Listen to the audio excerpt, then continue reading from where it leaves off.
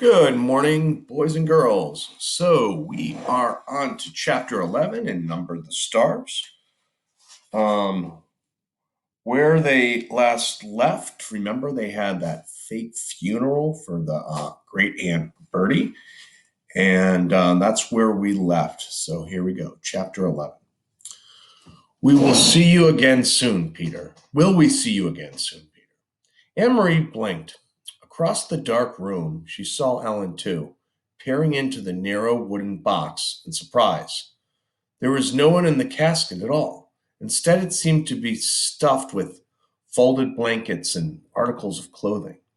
Peter began to lift the things out and distribute them to the silent people in the room. He handed heavy coats to the man and wife, and another to the old man with the beard. "It will be very cold," he murmured. "Put them on."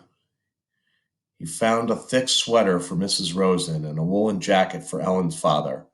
After a moment of rummaging through the folded things, he found a small winter jacket and handed it to Ellen.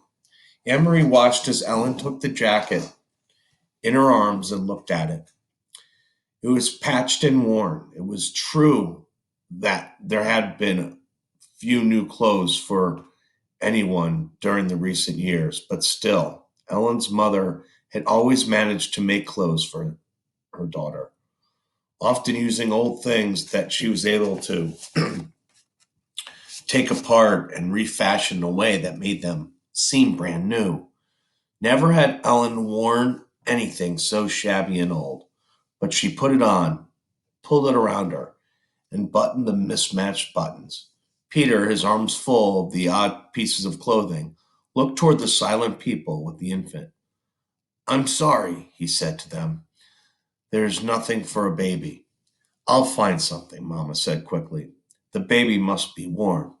She left the room and was back in a moment with Kirsty's thick red sweater. "Here," she said softly to the mother. "It'll be much too big, but that'll make it even warmer for him." The woman spoke for the first time.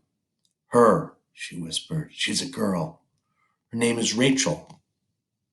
Mamma smiled and helped her direct the sleeping baby's arms into the sleeves of the sweater. Together they buttoned the heart-shaped buttons.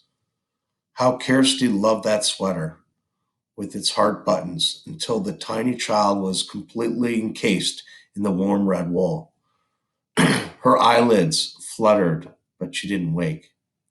Peter reached into his pocket and took something out. He went to the parents and leaned down toward the baby. He opened the lid of the small bottle in his hand. "How much does she weigh?" Peter asked. "She was 7 pounds when she was born," the young woman replied. "She's gained a little, but not very much. Maybe she weighs 8 pounds now? No more? Few drops will be enough then. It has no taste. She won't even notice." The mother tightened her arms around the baby and looked up at Peter, pleading. "Please, no," she said.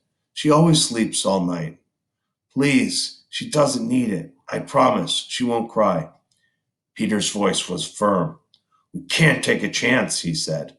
He inserted the dropper of the bottle into the baby's tiny mouth and squeezed a few drops of liquid onto her tongue. The baby yawned and swallowed. The mother closed her eyes. Her husband gripped her shoulder. Next, Peter removed the full blankets from the coffin. One by one, they handed them around. "Carry these with you," he said. "You will need them later for warmth." Anne-Marie's mother moved around the room and gave each person a small package of food.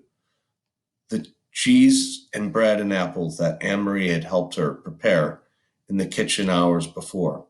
Finally, Peter took a paper-wrapped packet from the inside of his own jacket.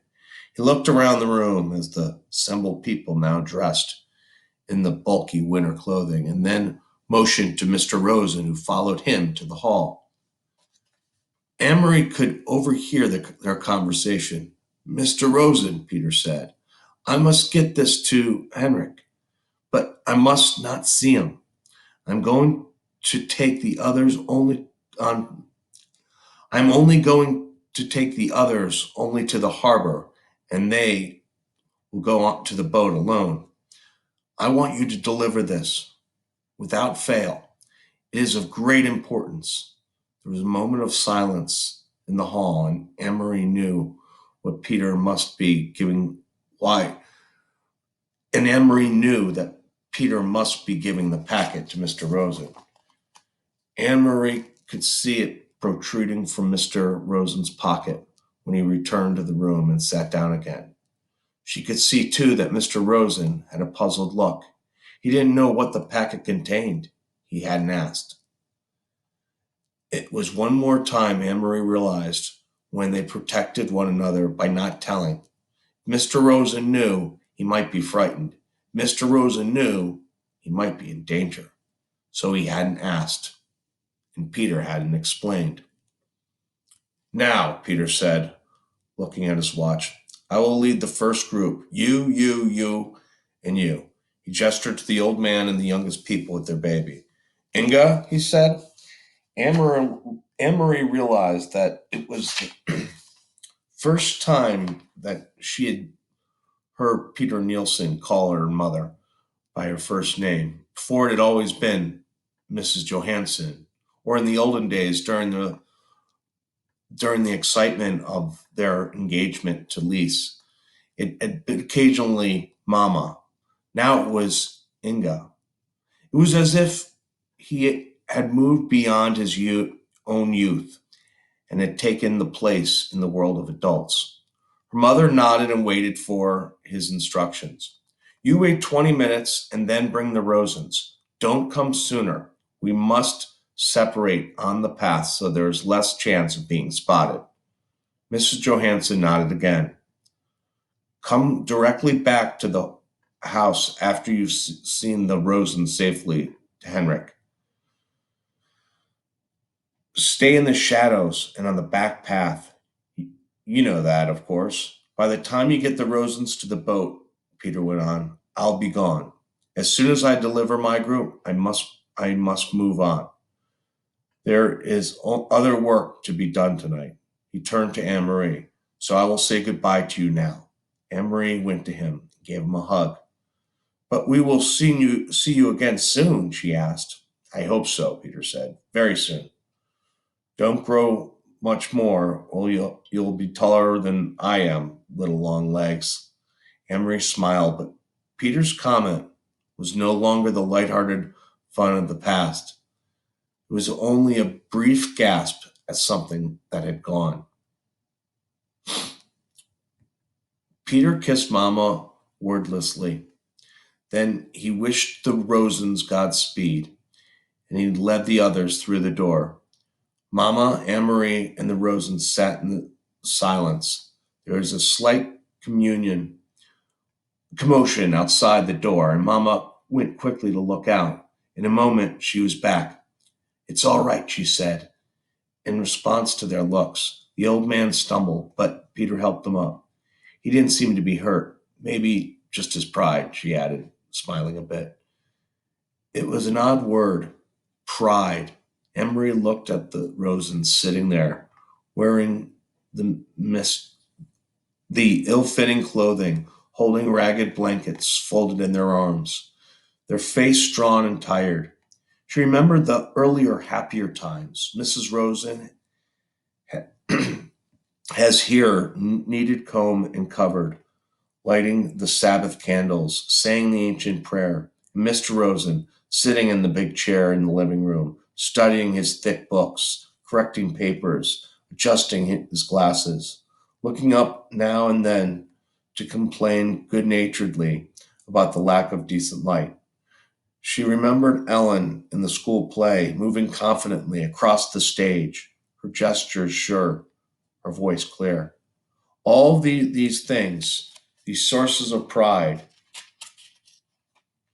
the candlesticks, the books, the daydreams of theater had been left behind in Copenhagen. They had nothing with them now. There was only the clothing of unknown people for warmth, the food from Henrik's farm for survival, and the dark path ahead through the woods to freedom. Anne Marie realized that she had not really been told that Uncle Henrik was going to take them in his boat across the sea to Sweden. She knew how frightened Mrs. Rosen was of the sea, its width, its depth, its cold. She knew how frightened Ellen was of the soldiers with their guns and boots, who were certainly looking for them. And she knew how frightened they all must be of their future.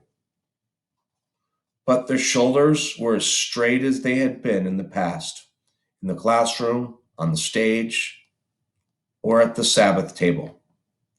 So, there were other sources too of pride.